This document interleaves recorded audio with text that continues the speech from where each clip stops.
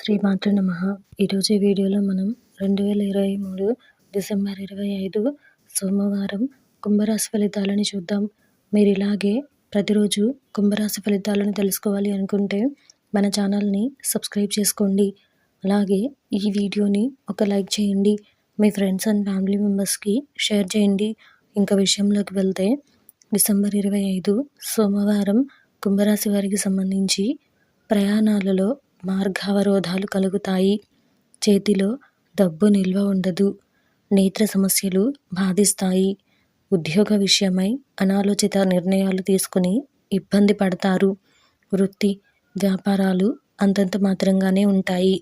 బంధువుల నుండి విమర్శలు ఎదురవుతాయి. ఈరోజు మీకు కలిసి వచ్చే సంఖ్య 3.